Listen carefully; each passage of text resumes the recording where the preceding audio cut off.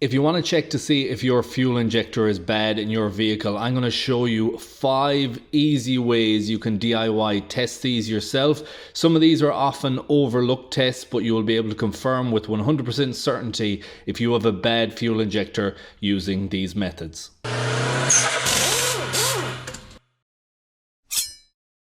I've diagnosed a ton of different fuel injector related faults over the years, and the number one thing I've seen for misdiagnosis is missing the simple stuff, not doing the simple checks and jumping in too deep too quick. So the top 5 DIY tests that I'm going to showcase is a lot of very simplistic ones that you can do yourself. The number one check that I'm going to do, and this is in no particular order, so number 1 is going to be an ohms check, so a resistance check across the injector. So we're going to be going across these pins and checking that. Typically 8 to 20 ohms of resistance is what you would be seeing. Each manufacturer is different, and if you have that spec data on your injector, certainly check that first. But we're going to be going across these pins and checking for a reading and seeing what we get. So I have the injector lightly clamped in the vise just to showcase this test on video. This is one that was removed out of a vehicle and is faulty. So we're going to be setting it up to ohms, which I think you can see there. I'm going to be getting my multimeter. Always check your multimeter to make sure it's functional. First of all, if you have bad leads, it could be an issue. So we can see we are getting a resistance reading.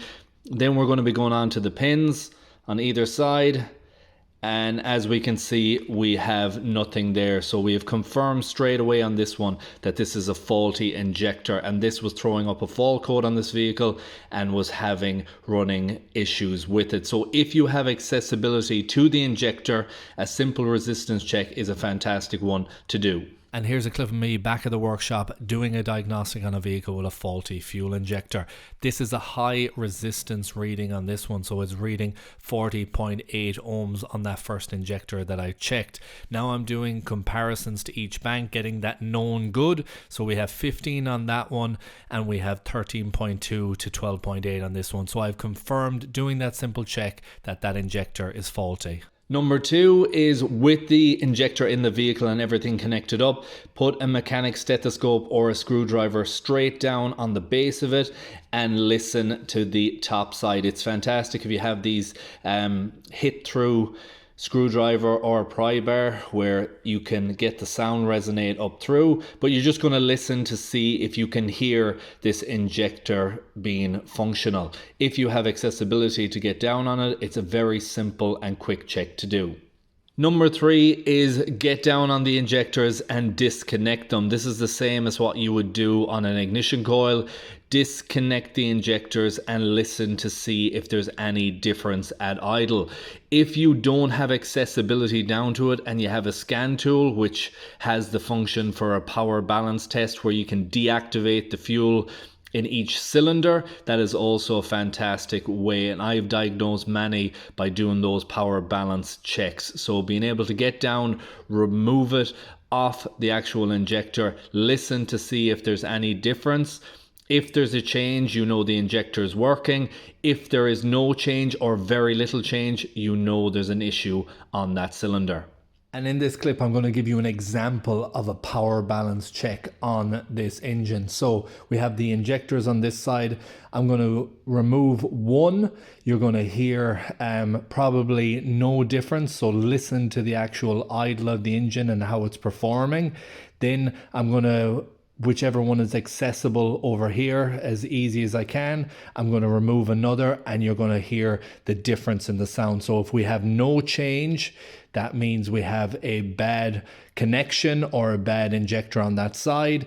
If we have a change, we can tell that the injector is functional. So I'm going to do that check now. Engine's now running. You can hear the sound. I'm going to disconnect this injector on this side, then I'm going to disconnect an injector up here.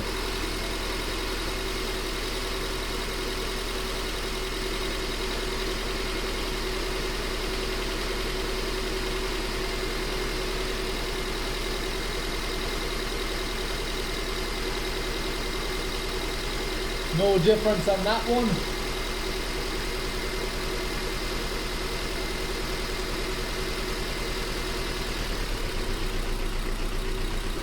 Connect it back on. One more time.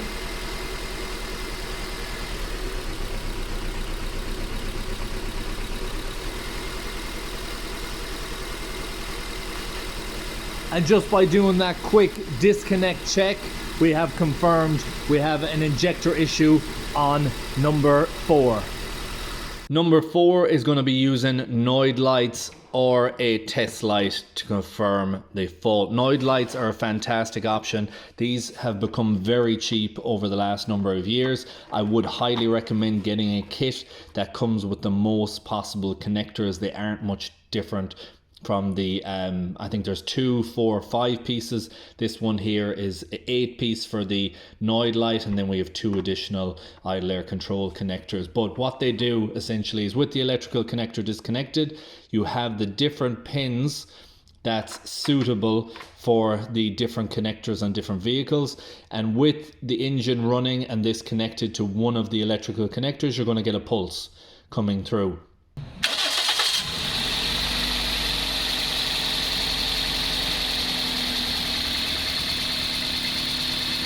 Pulsing. That pulse coming through confirms that you have ECU command and that everything is functional all the way down to the injector itself. So a very quick and easy way to do a test, again, especially if you can get down to that connector.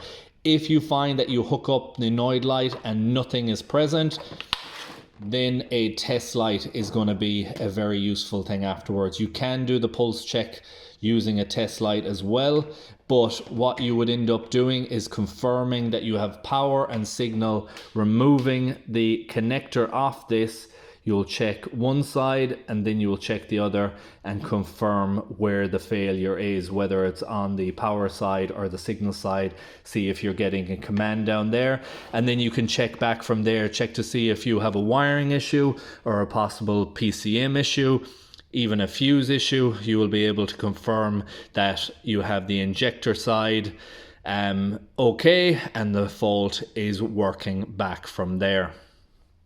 Number 5 is a far less common one, but it is useful if you're working on vehicles yourself and you have time to spend. Removing the injector, doing all the checks that you can. If you can't see any issue, hooking up power directly to it and then pressurizing it and checking the spray pattern. This is something that I've done in the past.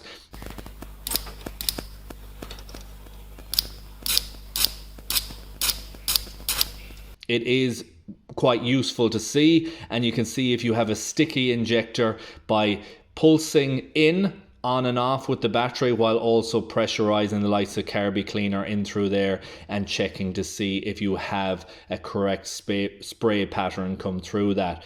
Again, it's not something you would do all the time, but if you don't have accessibility to other tools, removing it and checking that is a useful way. You can also clean up the tip of the injector. If you do it a few times, you might unstick a sticky injector. And last test, which is a bonus test in this, which isn't really a DIY one per se, but if all else fails and you have the technical knowledge and ability, using an oscilloscope to analyze a wave pattern, or at the very least having live data graphing of the injector, can show up a fault that may be not present on any of the other tests. So having an oscilloscope, looking at the wave pattern and seeing if you have an injector that's staying open too long or not functional properly.